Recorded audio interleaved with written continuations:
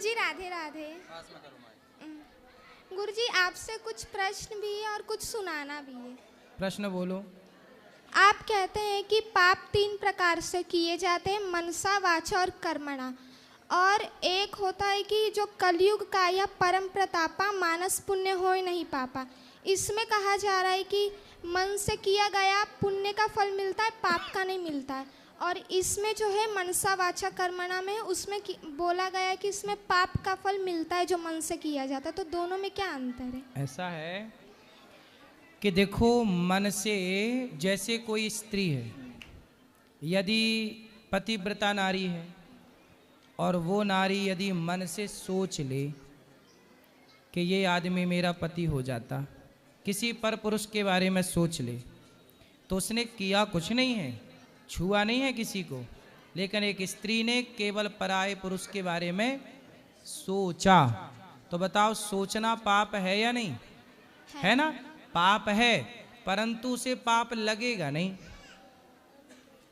सोच लिया तो वो क्या है? पाप है पाप।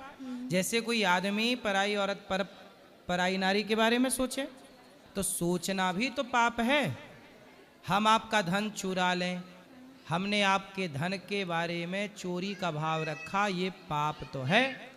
सोचा भी हमने, ये भी पाप है, पर पाप लगेगा नहीं, क्योंकि कलयुग में सोचने का पाप नहीं लगता। तो पाप है तो सही, सोचना भी पाप है, पर वो पाप कलयुग में तो फिर ये लगता नहीं है। इसलिए दोनों बातें अपनी जगह सही है। इसलिए कहते ना बेटा कि इतने पवित्र बनो कि सोचो भी मत। गलत सोचना भी क्यों है भाई? सोचने का पाप है पर लगता नहीं है, तो सोचो भी मत ना। ये बातें केवल इसलिए बताई जाती हैं कि बेटा सोचना भी पाप है, लगेगा नहीं पर है ना पाप। यदि आज सोच रहे हो तो कल कर डालोगे, है ना? जो सोचता है व्यक्ति वो कर लेता है। और दूसरा प्रश्न ये है, जो आप कहते हैं कि कोई कितना भी पापी हो जो भागवत सुन लेता है तो उसकी मोक्ष हो ही जाती है। अगर किसी को पता चल कि वो भागवत मतलब वो पाप कर ले, फिर वो भागवत करा ले और उससे पता चल गया कि अब तो मेरी मुक्ति हो ही जाएगी, तो अगर वो और पाप करने लगे तो? शर्त है ना, भगवान कहते हैं कि तुम मेरी शरण में आओ, कितने भी बड़ी पापी हो मैं माफ कर दूंगा, मोक्ष दे दूंगा। पर शर्त है कि शरण में आने के बाद फिर गलतियां ना हो, रिपीट ना हो। रिपीट करोगे तो फिर अवश्य में भोक्तव्यम। और तीसरा है कि जो दानवीर कर्ण थे वो पिछले जन्म में एक राक्षस थे और उनके पास 1000 कवच कुंडल था। सही है। और ये वरदान था कि जब 1000 कवच कुंडल नष्ट हो जाएगा तो उनकी मृत्यु हो जाएगी। हाँ। तो नर नारायण भगवान ने आके 999 कवच कुंडल नष्ट किए, एक रह ही गया, तो उनकी मृत्यु कैसे हुई?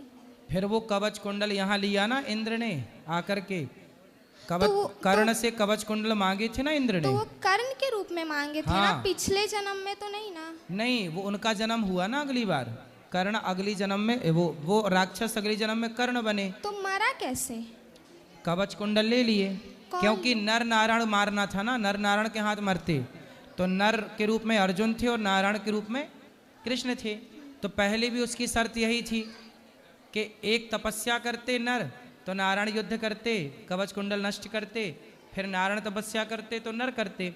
वो जो बद्रीनाथ जी हैं वहाँ नर नारायण की तो पूजा है, वहीं तो तपस्या की थी भगवान ने।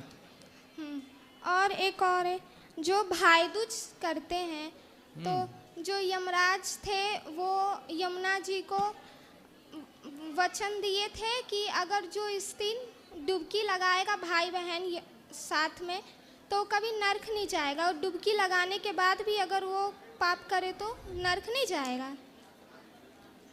यमराज जी देखो ऐसा है, यमराज जी कहते हैं कि जो व्यक्ति भाई बहन डुबकी लगाएगा वह मोक्ष का अधिकारी हो जाएगा, यमुना जी कह रही हैं। अब किया होगा पाप तो सुनो, पापी व्यक्ति यदि पुण्यात्मा कर लेता है, पुण्य कर लेता है, तो पहले उसके पुण्यों को, पहले उसके पापों को यहीं भुगाया जाता है। इसलिए आपने देखा होगा कुछ लोग ना ऑन द स्पॉट मर जाते हैं तुरंत, पर कुछ लोगों को ना यहीं पे बिस्तर पकड़ लेते हैं, यहीं भोगते हैं। तो जिनका मोक्ष होना होता है वो यहीं भोगना स्टार्ट कर देते हैं, और जो वीआईपी पापी है उनको डायरेक्ट रिफर कर दिया जाता है, जाओ। और बाकी लोगों को यहीं भोगाया जाता है। तो यहाँ भोग रहे हैं तो भोग करके उनका पाप यहीं नष्ट हो रहा है। और फिर जब पाप नष्ट होगा और भी बचा होगा तो वो 84 लाख योनियों में डाल के भोगा के व्यक्ति को फिर जाके उसका मोक्ष हो जाएगा। जो पुण्य किया है, देखो ऐसा है, पाप का फल भी मिलेगा और पुण्य का फल भी। अब क्या हो गया, आपके पाप पुण्य दोनों हुए, तो आप क्या करते हो, चलने लो, चलने में आटा डालो, चालो, चोकर अलग हो जाएगा, आटा। तो यमराज जी के पास भी एक चलनी है जो पाप को अलग कर देती है और पुण्य को अलग। आपके पाप पुण्य अलग होंगे, पाप को अलग भोगना पड़ेगा, पुण्य को अलग भोगना पड़ेगा। चूंकि डुबकी लगाई है, चूंकि भागवत सुनी है, तो आप वो सारे पाप भोग कर फिर मोक्ष की प्राप्ति करेंगे। हाँ, और कुछ सुनाना है आपको। सुनाओ। कल रात सपने में मैंने अपनी मौत को देखा। कफन में लिपटा हुआ बदन, जलते हुए शरीर को देखा। बहुत लोग खड़े थे वहाँ हाथ बांधे कतारों में। कुछ लोग उदास तो कुछ लोग हैरान थे और कुछ लोग छुपा रहे अपने मुस्कान थे। मैं दूर खड़ी देख रही थी सारा मंजर। तभी कोई आया और मेरा हाथ थाम लिया। मैंने जब देखा उसका चेहरा तो मैं हैरान था। वो हाथ थामने वाला और कोई नहीं, स्वयं मेरा भगवान था। जब मैंने उसे देखा जिज्ञासा भरी नज़रों से, वे हंसे और बोले कि तुमने हर दिन 2 पल मेरा नाम जपा, तो प्यारे आज मैं तुम्हें वही कर चुकाने आया हूँ। मैं रो पड़ी अपनी बेवकूफ़ियों पर कि जिन्हें मैं 2 पल जपी आज वो बचाने आए हैं, और जिनमें मैं सारी जिंदगी रमी रही आज वो शमशान छोड़ने आए हैं। वाह। तभी मेरी आँख खुली और मैं बिस्तर पर विराजमान थी। मैं यही सोच रही थी कि मैं कितनी नादान थी जो हकीकत से अनजान थी। बहुत सुंदर, बहुत बढ़िया। राधे राधे गुरुजी। जी गुरुजी, मेरा प्रश्न ये है कि मैं जब भी पूजा करता हूँ, मतलब मैं 20 ही मिनट पूजा करता हूँ सुबह ड्यूटी जाने से पहले, उस समय राधा राधा करता रहता हूँ, और मेरे नाम जप की संख्या नहीं बढ़ पा रही है कि अलग से मतलब जैसे माला लेके और नाम जप करूँ। और जब भी मैं बढ़ाता हूँ 4-5 दिन लगातार करता हूँ तो मेरा वृंदावन का चक्कर लग जाता है, सीधा राधा रानी के दरबार में। 3 से 4थे महीने में मैं आ जाता हूँ। और आज ऐसा हुआ, जब मैं बरसाना पहुँचा तो वहाँ पे जाके मैंने नाम जप किया और जो कुछ मेरे जीवन में घटित हुआ तो उसको याद करके मैं रोने लगा। बहुत तेज़ तेज़ रोया मैं वहाँ पर। ठीक है। और बस मैंने यही कहा कि राधा रानी जो मेरी बुरी आदत है उसको छुड़वा दो। उन्हें बहुत सारी बुरी आदतें मेरी छुड़वा दी हैं, सिर्फ एक आदत मेरी नहीं छूट पा रही है, और जिसकी वजह से मेरा नाम जप नहीं बढ़ पा रहा, जो मुझे हर समय लगता है कि ये कैसे दूर होगा। तो कृपया करके आप मेरा मार्गदर्शन। क्या बुरी आदत है? गुरुजी, मैं शराब पीता हूँ। रोज पीते हो? जी। तो इसमें आपको जब आप चाहते हैं छोड़ना तो छोड़ क्यों नहीं देते? अभी होता है ऐसा, अभी जैसे नवरात्रि थे, मैंने 9-10 दिन बिल्कुल छोड़ दी थी कि नहीं पीऊँगा, लेकिन उसके बाद फिर स्टार्ट हो जाता है। नवरात्रि में दारू सस्ती हो जाती होगी, क्यों? नहीं, कोई पीता ही नहीं होगा। पीते हैं कोई लोग? बहुत लोग पीते हैं। तो आप नहीं पिए, लेकिन क्यों? मेरा मन मैं बताता हूँ, मेरा बार बार मन हो रहा है कि मैं छोड़ दूँ, हर बार। नहीं छोड़ रहे हो? फिर क्यों नहीं छोड़ रहे हो? छूट ही नहीं पा रही, बल्कि मैं चाहता हूँ कि मतलब मेरा नाम जप की संख्या बढ़े। जैसे प्रेमानंद जी महाराज ने भी कहा है, आप जितना नाम जप करोगे उतना ही जल्दी से जल्दी आपकी बुरी आदतें छूटती जाएंगी। तो नाम जपो मन लगा के, संतों की बात मानो। और शराब देखो, शराब कोई अपने से तो आके बोतल आपके मुंह में घुसना जाती होगी। जी बिल्कुल। आप खुद जाते होंगे खरीदने। जी। फिर आप भी पैक बनाते होंगे। जी।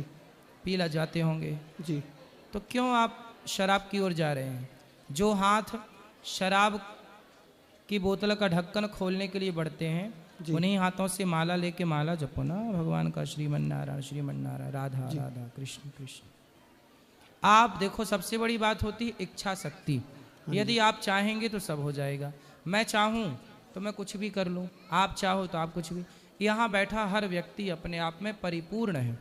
यदि व्यक्ति दृढ़ निश्चय कर ले तो वो चाहे 70 साल का हो, 30 साल का हो, 20 साल का हो या 90 साल का हो, करने वाला बहुत कुछ तब भी कर सकता है जब उसके पास टाइम कम हो। आज मैं राधा रानी के चरणों में यही अर्जी लगा के हूँ कि राधा रानी बस इतनी कृपा कर दे कि बस अब ये आप हो। दृढ़ निश्चय कर लो, जी नहीं मतलब नहीं, नो मतलब नो, ठीक है, जीत जाओगे आप। अभी तक शराब आपको हराती आई, अब